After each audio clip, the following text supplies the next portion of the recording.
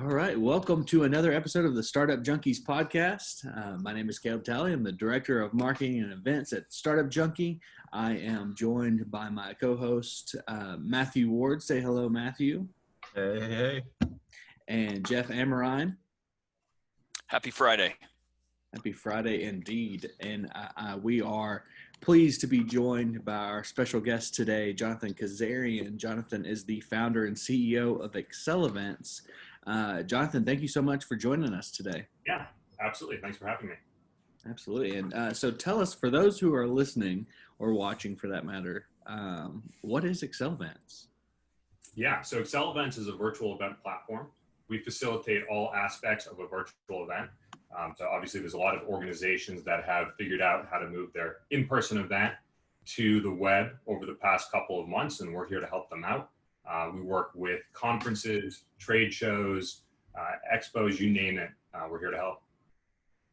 Awesome. So I'm curious, where did AccelEvents come from? I mean, was this something you had been thinking about planning prior to, a global pandemic, or was it stemmed as a result kind of, solving a problem there for a lot of people like us?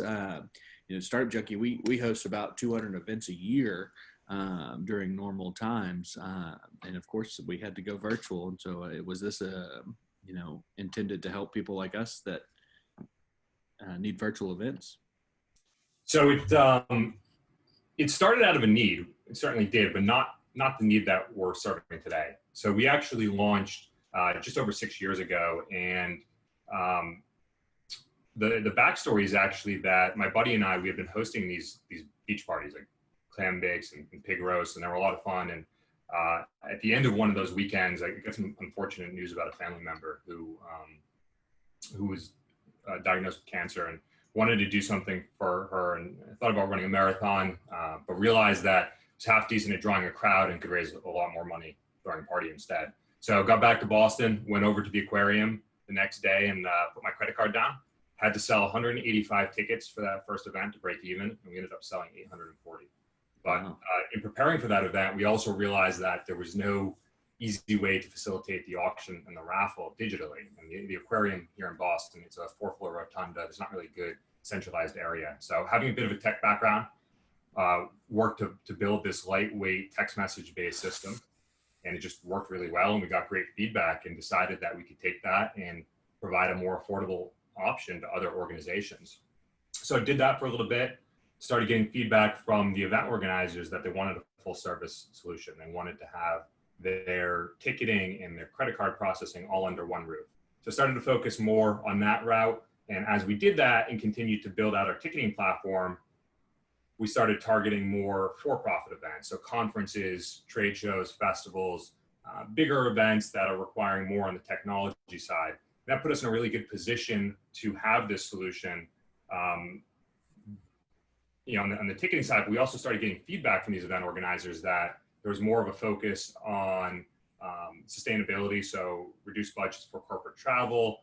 There was also, those are two different factors there, but the two of those in combination led us to starting to build out a more hybrid solution.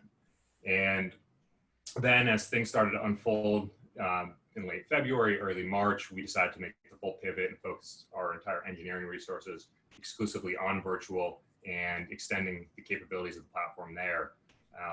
We were really quick to get a solution out the door and start working with these organizations, and things have just taken off since then. Going through that development, what were some of the obstacles that you've faced? Yeah, there was certainly quite a few. First step in the process is figuring out what tech stack to use, which vendors to work with. There's a lot of different components that go into it. Video is obviously a huge piece of it, and video in the browser is a certain different beast than video through a desktop application.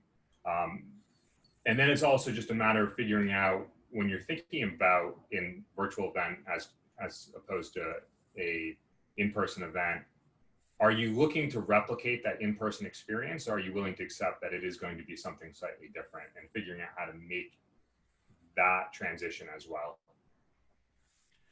In terms of the competitive landscape, Jonathan, are you in sort of the same category with Hopin as a platform? Would that be a relevant competitor? Yeah, that would probably be the most relevant competitor. And you guys win just because you're more badass than them, or how do you differentiate yourself? Yeah, so we have greater emphasis on certain aspects of our application. Certainly, the Expo sponsorship area is one of those, and that really helps us out in a couple of different ways. So, on one hand, when an event organizer has more to sell to their sponsors, that's more revenue in their door to use to market their event, to pay for a technology provider. But the other aspect is that by providing a really good experience to those exhibitors on our platform, they're getting exposed to our platform and then come back to us to host their own events. Got it. And I know that we've certainly experienced out of necessity in about 2 weeks, as Caleb said, we had to do this whole digital transformation and make all the content available digitally. Yeah. And we've found that the residual unexpected aspect of that is we're reaching all kinds of people all over the place that we never would have had normal access to. What advice do you have, given that's your game, for people that are in this transition and they're thinking about, we can't do business like we always did with a trade show or an expo or an event? Just talk them through, how they engage with you and some of the real benefits you've seen from the process. Yeah, definitely. I think the biggest aspect is to go into it with an open mind. If you go into it thinking this is here exclusively to replace my in-person event, then you're not going to get everything you want. But if you go into it with an open mind, you're going to realize there's actually far more that you had never considered before.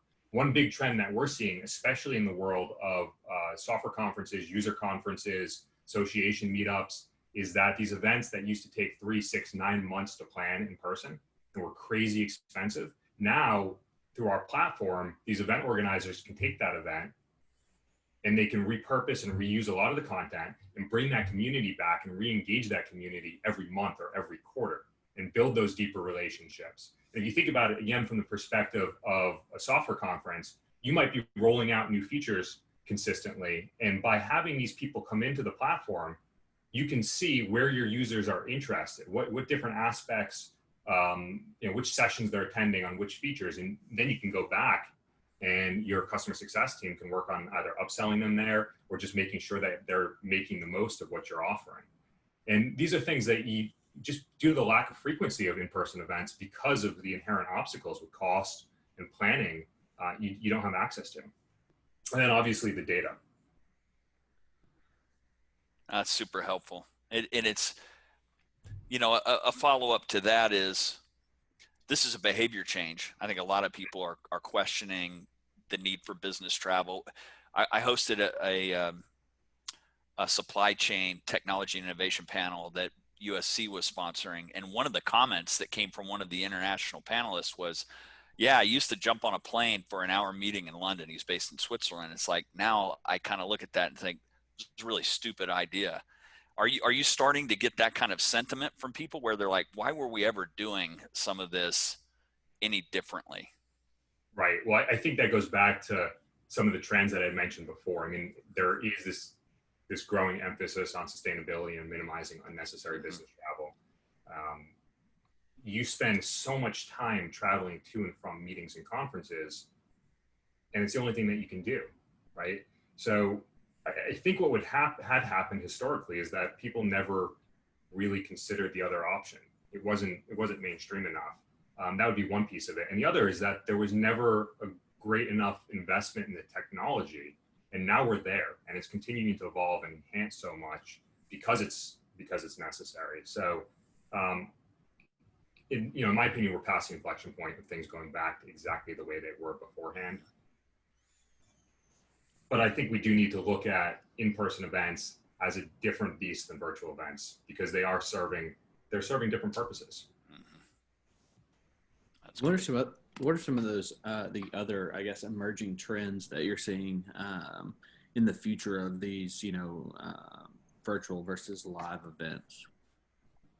Yeah. So in terms of the virtual event, I think the very first way that those were really viewed would be more the webinar format, right? It's a way to distill content and information to other people. What's becoming more and more of the norm in these virtual events is incorporating the community and the networking aspect.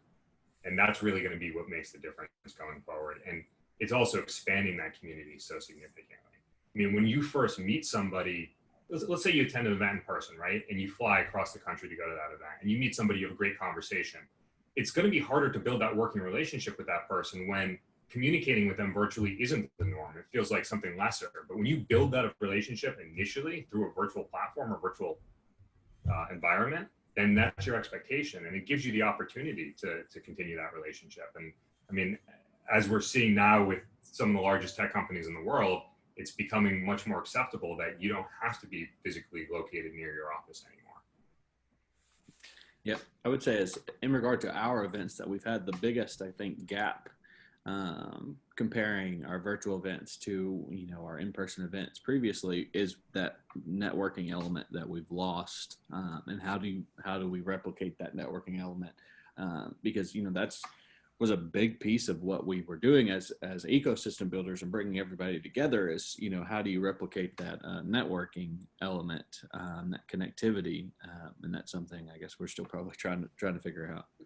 Yeah, I mean, I think when it comes to that, it's actually letting the community do it itself. Mm. So within our platform, you can build networking lounges. So these are areas where you can allow attendees to basically congregate on whatever topic is of interest to them.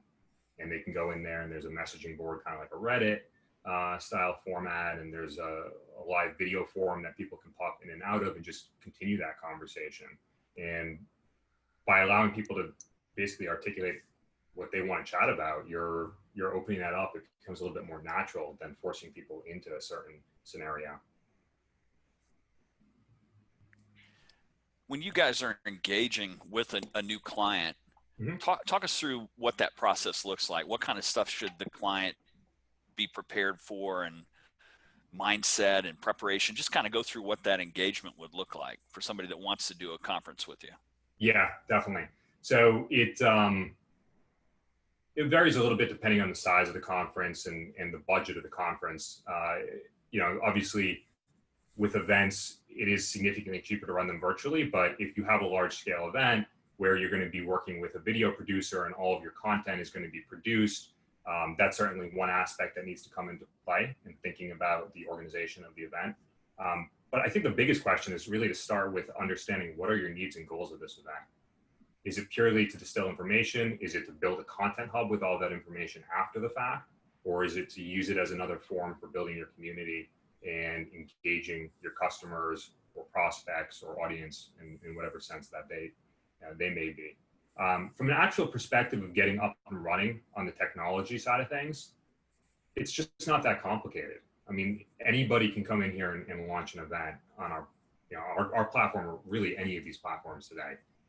So I would suggest anybody who feels apprehension because of the technology side, don't just give it a try. And I can't speak for every company, but in our case, we've got 24/7 support, and that goes a long way. I mean, you spend months planning an event and it boils down to a couple of hours. And if you need help, you need to know that you have someone in your pocket that can do that.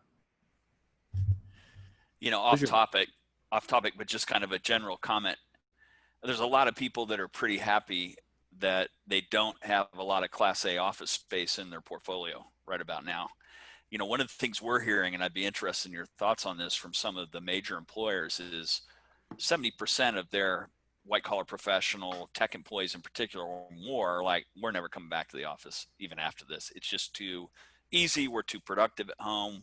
Some of them really are not necessarily social animals. They might be more introverted anyway. It's more comfortable for them. They're more productive. What are you seeing? Are you seeing some of that dynamic just from the corporations of all sizes that you have as customers? Yeah, well, you bring up a really interesting conversation I had last night with a very large organization that puts on events for open source technology projects. And we were chatting about how at some of these events, some of these people, they're not always that comfortable meeting other people face to face. However, and part of the reason is they spend so much time behind a computer screen interacting with people virtually. They always have. They've unofficially basically been the forefront of virtual networking. And now you're putting them in an opportunity where it's something that they're already so good at. They're able to thrive even further and build deeper relationships through virtual events that they couldn't do in person because they weren't as comfortable with. So on one end of the spectrum, it's certainly better in that way. On the other end of this, side of things, you mentioned social animals. As we're gearing up for January now, a lot of the conversations we're having is with companies that are preparing for year kickoffs or like annual sales meetings and kickoffs in that sense, and bringing the team together, and whatever it is, launching new products internally and communicating internally. They're certainly using it for that as well. Something I would be. Go ahead. Okay, well, no, go Matthew. Okay. Well, something I was curious about is with COVID, it's almost been a catalyst to large corporations to be able to adjust to the virtual environment. And a lot of these corporations are global. So would you have any tips, advice on how to scale quickly with a global virtual team? Yeah. Well, I guess there's two parts to that question. Are you asking how we did it, or are you asking how we're seeing event or companies using event technology to do that? Both would be great. Okay. On the event technology side, we're seeing a lot of events they're basically just replicating the event in multiple time zones so that people are able to participate. But from the production side of things, you can reuse a lot of that content. Yeah, you might have to translate some of it, but it's a lot easier to translate content than it is to pick another venue and hire catering and everything else in a different country. So it's very accessible in that sense. From our perspective, when it comes to building our team internationally, I mean, it just really boils down to finding the right people. And we've been really fortunate in that sense. There's been a lot of people in the event industry that have been displaced, and they've had to find new opportunities. And we've been fortunate that we've been able to bring in some of those people, and they really understand the space well, and they understand the transition from in-person to virtual. But I think it's also just a matter of building that team and camaraderie amongst everyone and across time zones. I mean, we try to make sure that everybody overlaps, and at least not everybody, but throughout different shifts, people are overlapping and being able to interact with people in different geographic regions. I'm curious about your price structure. How that breaks down. Yeah, so we charge $3 per attendee per day of the event for free registration. And then for paid registration that's through the platform, we charge 20% of the registration price. What we're tending to see is a lot more event organizers are, they're going more the route of free registration. And then that's helping them to drive up the number of participants they have in their event, which helps them to sell sponsorships. And by providing quite a bit of value to the sponsors, it's really easy to do that, frankly. I mean, sponsors pay quite a bit of money to attend events in person, not to mention flying staff out there, all the money that's spent on building their booths. Whereas, and they do all of that, and 300 people walk by their booth before they have their first conversation. And now, everybody who pops into your booth. And not only that, you have a record of every document they looked at, or every link they clicked, or video they watched. So there's actually far more value to the sponsors and exhibitors in a virtual setting than you have in person. I'm curious, when you, in terms of the total engagement that you all have, do you bring some of the on-air talent if somebody wants sort of a semi-celebrity MC or somebody to lead a panel? Is that a service you offer as well?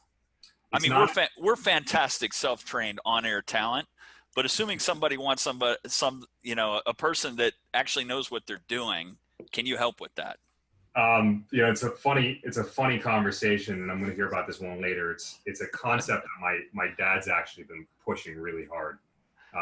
He wants us to build a marketplace to make it easier for event organizers to be able to find that MC or that comedian or whatever it might be. We've certainly seen some events that have brought in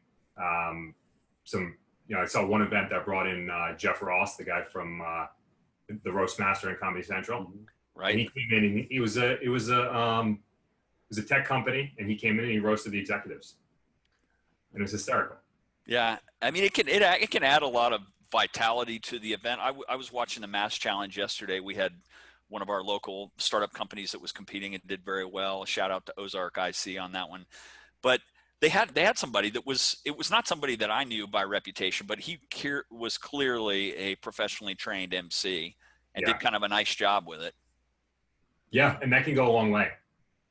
And it's also, there's another event I can think of that had, I forget the band, but it's a pretty well-known band, and there was the last act, and people stuck around to see that. Yeah, and you know, go ahead, Caleb. I was just going to say, as somebody that is on the event organizing side for Startup Junkie, that would add a lot of value to me, for me, as far as like just taking one thing off my checklist, my to-do list. So that sounds great. Let's talk futures a little bit too. I know that. So we've talked a little bit about this. This is a trend that's with us. Even if people go to hybrid, this part of it is going to stay around. But there's some pretty immersive technologies with the AR and VR and different things that could allow you to even have a more immersive experience. What's your take on some of that? Is that going to be a normal part of a virtual event experience going forward, or is that still going to kind of be left to gaming world? I think it will, but we're not there yet. There's a couple platforms out there that are trying to take the route of the 3D world. It kind of looks like you're playing The Sims in 2002 on your 95. So but it's going to be awesome when it's there. We're just not quite there yet. One of the other things to keep in mind here is that when you're hosting these virtual events, you have such a wide audience, especially with the corporate world. People can't install something on their computer. Right. So you're operating through the browser, and we're kind of on the forefront of 3D rendering through the browser being called immersive, right? As that continues to enhance, I think there's going to be quite a bit of opportunity for that, but again, not quite yet. Gotcha. And even though I know that there will be, this hybrid world of in-person and virtual, do you anticipate there being, whether that's a year from now, 2 years from now, kind of like almost like a dip, just because everybody's so anxious to get back to some sort of in-person element, even if it's just temporary? Do you anticipate anything like that? Yeah, I'm certainly not going to sit here and try to predict when a vaccine's going to come out and how many people are going to take it, but I think if you're an event organizer or you're running the marketing budget at a company, you're going to sit there and say, okay, are people going to feel comfortable coming back? Because when you're hosting an in-person event, you have so much fixed cost. Mm-hmm. So is it worth all of that fixed cost for a potentially small turnout, where you have the opportunity to have a much larger reach and continue to host it virtually? So I think until we're really at that point where people fully are comfortable or feel it actually is necessary to attend in person, we probably won't see much of that. I think hybrid is gonna be the case, probably a lot more like regional, smaller meetings, and then having that hybrid component so it is more accessible. But yeah, I think it's going to be a while before we really see a full return, if we do see a full return. Mm-hmm. One of the things that we ask every entrepreneur, founder, innovator that we have on is kind of that look back in time. So you've been at this now 6 years. You've learned a bunch of things. The timing for the pandemic is it obviously is helpful for what you're doing.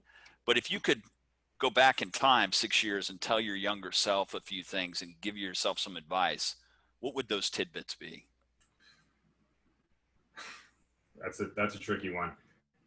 On one hand, there's a lot of things that I sunk a lot of time into trying to do myself that we probably could have moved a lot faster. Like building a WordPress site from scratch, like could have spent a very little amount of money on a freelancing website and had somebody do that. And it probably cost me 3 months of time trying to do it myself. So in hindsight, had I done it again, I would have used more professionals, experts, where I could have, and been able to scale and build a lot faster.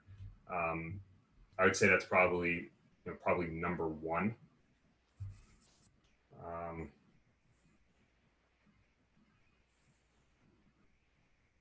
That's probably the biggest thing, is just thinking about how you're spending your time. on the other hand, though, I did learn a lot, and I think it allows me to be conversational with all the different departments that we have today and be able to interact with them. But it definitely was detrimental to our growth by trying to do everything myself. But that might have been a rite of passage. Sometimes even if you get advice that says go find some software developers, you sort of have to. You learn best by taking the hit in the face with the 2x4, because you know the kinds of things that you won't do again. And I think some of those life lessons are the things that define good leaders. If you do everything right and you've kind of lived an enchanted life, when the first big obstacle comes up, you have no idea how to deal with it. So it's what you described is not unusual, and I just think it's one of those rite of passage things we all have to face in building something. Yeah, it's probably fair. I'd say one thing I feel like I did make the right decision on was not leaping in too quickly. So doing it as a nights and weekends project, till it was time. Otherwise, I think I would have made the wrong decisions in an effort to just bring cash in the door to cover expenses. And by taking a more steady approach, I think it allowed us to build something that is sustainable yet still scrappy, and that's why we're able to operate efficiently and build the culture we built. And so you had the side hustle going, but you were covering the bills with the day job, I guess, in those early days. Exactly. Super smart. A lot of people overlook that. And from the investor side, a lot of times we want somebody to be all in if you're looking for outside capital. If you can build it by a bootstrap, that's a super lower risk way to do it. Get that minimally viable solution, a product, that offering you have done while you're still taking a paycheck from someone else. Right. And then it puts you in a position where you've got a lot more to show when it comes to raising capital. Exactly. Did you raise capital for this business? We're fully bootstrapped. I love it. The happiest people I've met in a very long career are the folks that on exit, assuming they exit, own 100% of their business. It's the thing I always say about venture capital is, even though we've written lots of checks and been involved in that process, is it's like a marriage. The honeymoon's super exciting. You just hope that you made the right choice, because if you didn't, it's going to be a living hell for a long time if you've got the wrong financial partner. So if you can build a business like you did by putting customer revenues out front, by bootstrapping, super smart. Good on you. I mean, more people need to hear that, because the mythology that all too often comes out of Silicon Valley is it's all about raising money, and it's all about raising money. We celebrate the wrong things. I want to have celebrations about sales and new customers, not about, it's like whoever celebrated when it's like, yay, we got a loan. It's the same thing with raising venture capital. It's just a different form of capital. I'd be interested in your thoughts on that, actually. It's like a participation trophy. Yeah.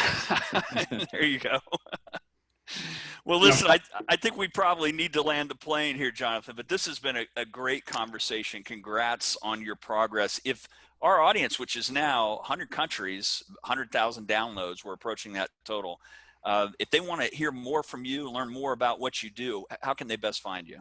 Yeah, so check us out online, AccelEvents.com, on Twitter and LinkedIn. If you come to the website, say hi. There's a little chat widget in the bottom right, and there's always a real person there. We don't do the whole bot thing. It's human. That's what events are about, and that's how we support our events. Thanks so much for coming on today. It was great chat. It's good to have you on. Awesome. Thank you so much. Best of luck in everything that comes after. See you. Thank you. You bet. Thanks, Jonathan.